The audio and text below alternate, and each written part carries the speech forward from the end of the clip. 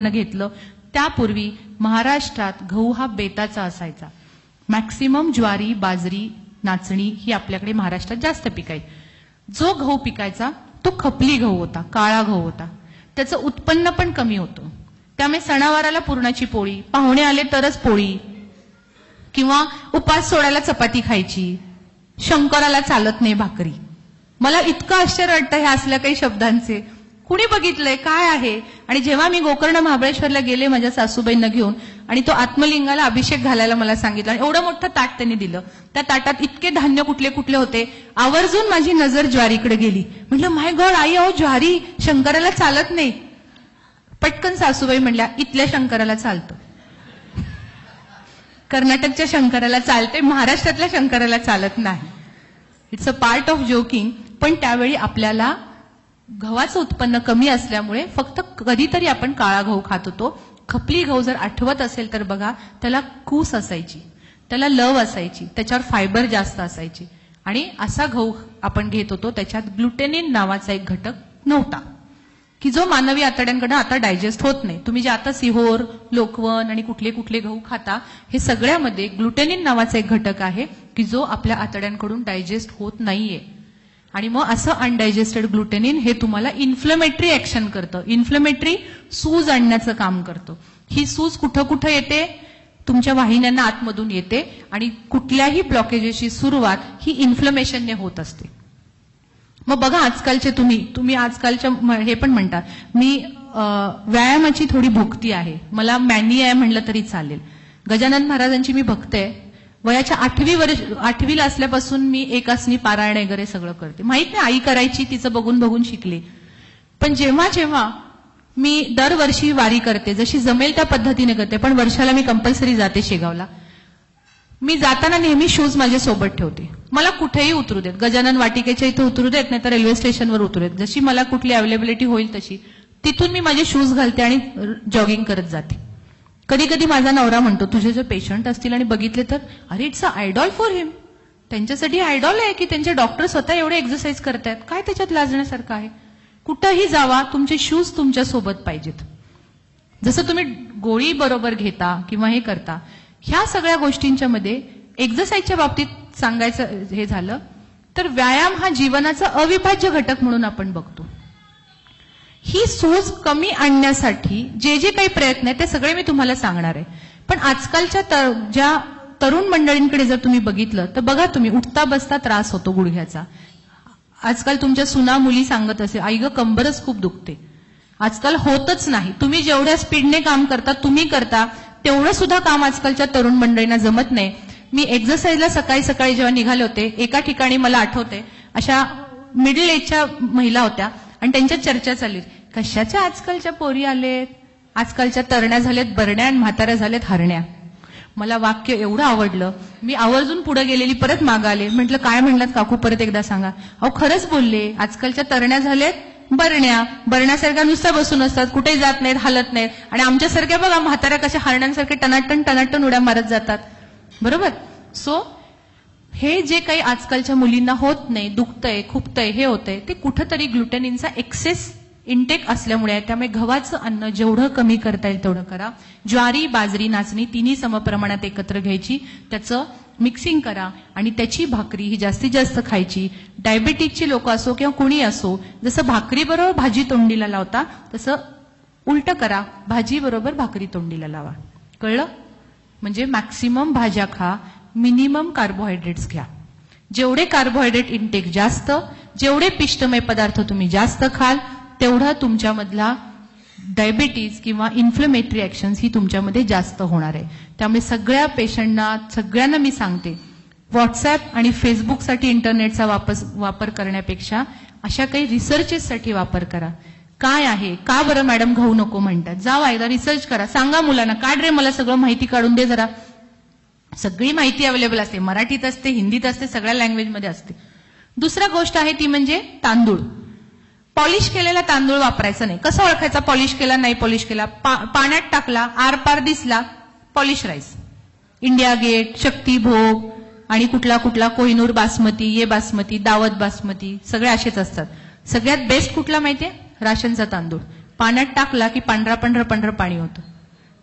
त्यामुळे जेवढा fibre intake, जेवढा राईस कमी करता येईल तेवढा करा. व्हेरी लिटिल क्वांटिटी आणि पॉलिश राईस घेऊ नका.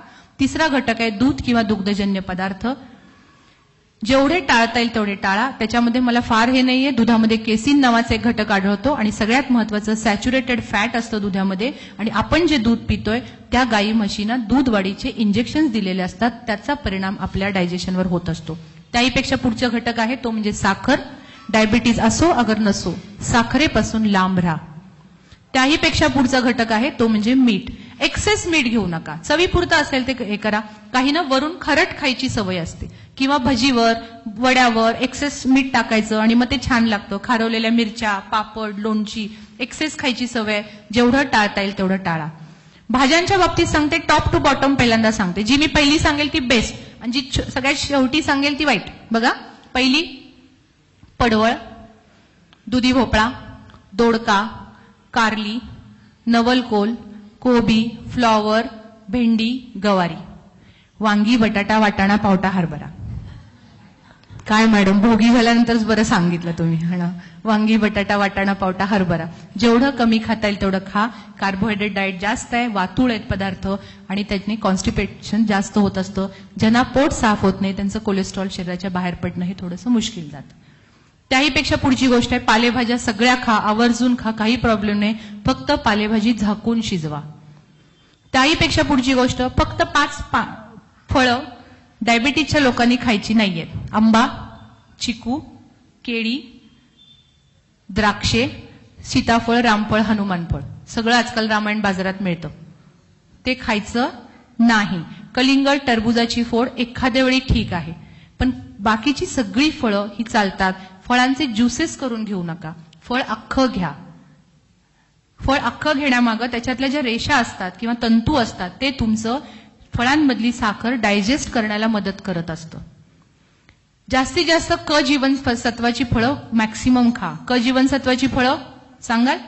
संत्री, मोसंबी, पेरू, आवळा, डाळिंब, स्ट्रॉबेरी, किवी फ्रूट. डॉक्टर, मला परवडत नाही. जी फळं सांगताय ती खूप महाग आहेत, मला शक्य नाही. परमेश्वर एवढा ग्रेट आहे की त्यानं लिंबू नावाचं एक असं फळ तयार केलं की जे गरिबांना सुद्धा परवडतं. खूप ग्रेट आहे तो. त्याने काही इकविलं हे म्हणतं. आपण म्हणतो काय नशीब आमचंच, हे बघा किती छान छान फळं खातात, आम्हाला मिळतच नाही. काही नाहीये. परमेश्वराने पैसेवाल्यांसाठी पण काय केलंय आणि न पैसेवाल्यांसाठी केलंय. रोज एक लिंब आहारात ठेवा. त्याहीपेक्षा पुढची गोष्ट, ड्रायफ्रुट्सच्या बाबतीत 4 प्रकारचे ड्रायफ्रुट्स तुम्ही खायचेत. नंबर 1 बदाम, अक्रोड, काळे मनुके, सुकं अंजीर. 8 ते 10 काळे मनुके, 1 सुकं अंजीर, 5 ते 6 बदाम आणि 1 अक्रोड. भिजवून खाल्लं उत्तम आहे, दाताला चांगलं आहे, थोडंसं व्हिटॅमिन ई पण डेव्हलप होतं. तसंच खाल्लं तरी चालतं. सकाळी उठल्या उठल्या हे जर तुम्ही तोंडात टाकलं आणि घोटभर पाणी पिऊन जर फिरायला गेला तर तुम्हाला पित्ताचा त्रास होणार नाही. आपल्याला काय सवय असते उठल्या उठल्या? पहिलं गॅसवर पातेलं, दूध टाकायचं, त्याच्यात चहापत्ती टाकायची, अशी साखर टाकायची, अशी नाही, अशी साखर टाकायची आणि मग तो चहा गॅस कमी करायचा. इकडे झाडू मारायचा, इकडे काहीतरी करायचं. काय हो अजून चहा नाही झाला? नाही, शिजायचा अजून चहा. चहा शिजवणं हा कन्सेप्ट कुठंच नसतो. आणि हा जो चहा आहे आपण पुणेकर त्यांना अमृततुल्य चहा म्हणतो. मला फार जेव्हा हे समजलं की हा सगळ्यात घातक चहा आहे, इतकं वाईट वाटलं की अख्खं एमडीची 3 वर्ष अमृततुल्य पिऊन पिऊनच घालवली. म्हणजे काय, आपण विषच पित होतो असं आमची बरीच चर्चा झाली त्याच्यानंतर. तर कृपा करून चहा तसा करायचा नाहीये. पाणी उकळलं की त्याच्यात चहापत्ती टाका, थोडासा रंग पिवळसर चेंज झाला, गाळून घ्या. वरून किंचित दूध शक्यतो घालू नका. आवडतच नसेल अगदी थोडंसं दूध घालायचं. पाव चमचा साखर, ती पण डायबिटीज नसेल तर, असेल तर ती पण घालायची नाही. आणि असा पानसट चहा हा तुमच्या शरीराला चांगला आहे. तुमच्या भाषेत बोलले ना, पानसट चहा. काय मॅडम, असा चहा पिण्यापेक्षा नाही पिलेला परवडला. उत्तम, काही नाही, उलट चांगलं वाक्य तुम्ही बोलता. मी हेच मला अपेक्षित आहे, नाहीतर उत्तम. पण शक्यतो हे घेऊ नका, त्रासदायक ठरेल तुम्हाला. किंवा वारंवार चहा पिण्याची सवय बंद करा. कारण शाकाहारमध्ये प्रोटीन कमी पडत असतं. कारण आपण वरण वगैरे जे खातो ती थोडीशी डाळ असते, वर थोडं पाणी असतं, जास्त पाणी घालतो. तर जास्तीत जास्त जेवढं घट्ट वरण खाता येईल, उसळी जास्त खाता येईल, प्रोटीन जेवढं घेता येईल तेवढं घ्या. त्याहीपेक्षा पुढची गोष्ट आहे तेलाच्या बाबतीत कुठल्याही एका ब्रँडवर विसंबून राहायचं नाही. कुठलंही तेल घ्या, ऑलिव्ह ऑइल घ्या, जेव्हा ते उकळतं, स्मोक व्हॅल्यू पर्यंत जातं, तेव्हा त्याच्यामध्ये काय होतात, फॅटी ऍसिड चेंजेस येतात.